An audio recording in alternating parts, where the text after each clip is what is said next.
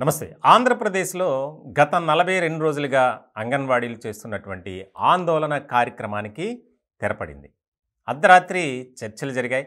ఇప్పటికే చాలా సందర్భాల్లో చర్చలు నిర్వహించారు. కానీ ఎక్కడా కూడా అవి సఫలం కాలేదు. ఇట్లాంటి సందర్భంలో గత 40 రోజుల నుంచి జరిగినటువంటి పరిణామాలు మనం చూసాం. రాస్తారోకోలు, ధర్నాలు, నిరసన కార్యక్రమాలు రకరకాలుగా జరిగినాయి. కొంతమంది మీద అయితే లాఠీ చార్జ్ కూడా చేశారు పోలీసులు. ఇట్లాంటి క్రమంలో చలో తాడేపల్లి అంటే చలో విజయవాడ కార్యక్రమానికి శ్రీకారం చుట్టారు అంగన్వాడీ కార్యకర్తలు. ఆ నేపథ్యంలో కూడా చాలా గృహ నిర్బంధాలు, అరెస్టులు, గొడవలు, రాద్ధాంతం చాలా జరిగింది. ఇటువంటి నేపథ్యంలో కీలకంగా మారినటువంటి అంశంగా తీసుకుంది ప్రభుత్వం. ఎట్టకేలకు కొన్ని అంశాలలో ప్రభుత్వం ఒప్పుకుంది. ఒక రకంగా చెప్పాలంటే దిగొచ్చిందనే చెప్పాలి. ఎందుకంటే ఎప్పటి నుంచో వీరి డిమాండ్స్ ఉన్నాయి. కొన్ని కనీస వేతనం పెంచాలి, గ్రాట్యుటీ ఇవ్వాలి. ఇలాంటి డిమాండ్స్తో వాళ్ళు ఎప్పటి నుంచో న్యాయబద్ధమైనటువంటి పోరాటం చేస్తున్నారు. కానీ ముఖ్యమంత్రిగా బాధ్యతలు స్వీకరించిన తర్వాత కనీసం మా యొక్క యోగక్షేమాలు మరిచిపోయారు జగన్మోహన్ రెడ్డి గారు అని వారు ఆరోపిస్తున్నటువంటి తరుణంలో కొన్ని అంశాలలో ప్రభుత్వం సానుకూలంగా స్పందించింది. అయితే ఇందులో ఒక ట్విస్ట్ ఉంది. ముఖ్యంగా ఈ అంగన్వాడీల ఏదైతే ఉందో వారు కనీస వేతనం పెంచాలి అనేది దానికి మాత్రం ఓకే చేయాల. ఏప్రిల్, మే, జూన్ ఇట్లాగా మేము చేస్తాం నెక్స్ట్ అధికారంలోకి వచ్చిన తర్వాత అన్నారు. అది దేవుడెరుగు. అధికారంలోకి వస్తారా లేదనేది తర్వాత విషయం. కానీ కనీసం ఆ విషయంలో మాత్రం ఎక్కడా కూడా జీతాలు పెంచుతాం అనే మాట మాత్రం ఇవ్వాల. ఇక ఏం చేస్తారు? సచ్చినోడు పెళ్ళికి వచ్చిందే కట్నం అనుకొని పాపం వాళ్ళంతా ఒప్పుకున్నటువంటి పరిస్థితి. ఎందుకంటే ఇప్పటికే ఎస్మా ప్రయోగించారు. కొంతమందిని 70,000 మందిని తొలగించారు.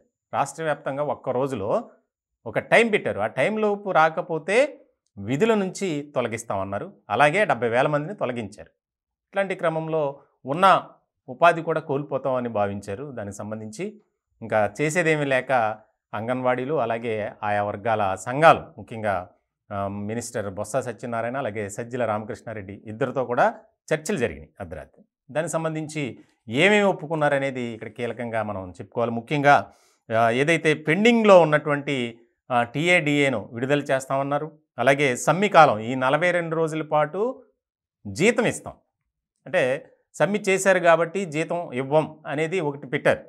దానికి కూడా సానుకూలంగా ప్రభుత్వం స్పందించింది. అలాగే పదవీ విరమణ వయసు 60 నుంచి 62 అంటే 2 ఏళ్ల పాటు పెంచినటువంటి పరిస్థితి. అంగన్వాడీ కార్యకర్తలు ఆయాల నియామకానికి వయసు కూడా పెంచారు. అంటే ఇప్పటి వరకు 45 సంవత్సరాలుగా పెట్టుకున్నారు. దాన్ని మరొక 5 సంవత్సరాలు పొడిగిస్తూ నిర్ణయం తీసుకున్నారు. అంటే 50 సంవత్సరాల లోపు వారు ఈ పోస్టులకు అప్లై చేసుకోవచ్చు అనేది దీని అర్థం. అట్లాగే ఎవరైనా సరే ఒకవేళ విధి నిర్వహణలో చనిపోతే మట్టి ఖర్చుల కింద 20,000 రూపాయలు ఆ కుటుంబానికి అందజేసే విధంగా కూడా ఒక ఒప్పందం అంగీకారం కుదిరింది. అట్లాగే రిటైర్మెంట్ ప్రయోజనాల కింద అంగన్వాడీ కార్యకర్తలు ఇప్పటివరకు అంటే 50,000 రూపాయలు ఇస్తున్నారు. దాన్ని 1,20,000కు పెంపుదల చేసింది రాష్ట్ర ప్రభుత్వం. అలాగే ఆయాలకైతే 20,000 రూపాయలు ఉంది. దాన్ని 20 నుంచి 60,000కి చేశారు.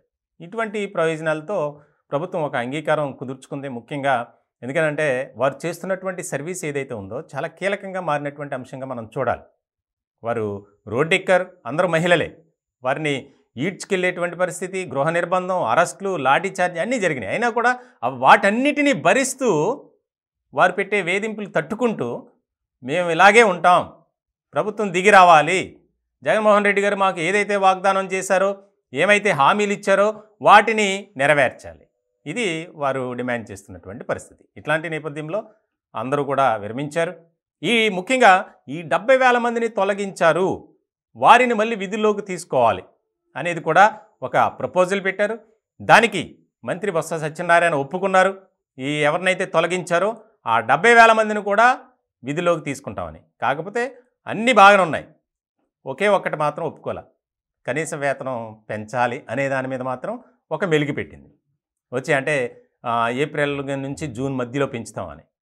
అప్పటికి ఎందుకంటే ఎలక్షన్ రావటం, తర్వాత ప్రభుత్వం మారటం, ఒకవేళ వైసీపీ వస్తే ఆ సర్కార్ని మళ్ళీ డిమాండ్ చేస్తారు లేదా ఏంటనేది చూడాలి. చాలా కీలకంగా మారినటువంటి అంశాలుగా మనం చూడాలి. మొత్తానికైతే ఇప్పటి వరకు 42 రోజులుగా వారు పాపం మహిళలు ఎండనక వాననక రాత్రనక పగలనక అన్నిటిని భరిస్తూ రోడ్డెక్కారు, ఆందోళన చేశారు, న్యాయబద్ధమైనటువంటి పోరాటం చేశారు. ఆ పోరాటానికి చాలా ప్రజా సంఘాల మద్దతు, విద్యార్థి సంఘాలు, పలు మహిళా సంఘాలు, దళిత సంఘాలు అందరూ కూడా సపోర్ట్ చేసినటువంటి పరిస్థితి.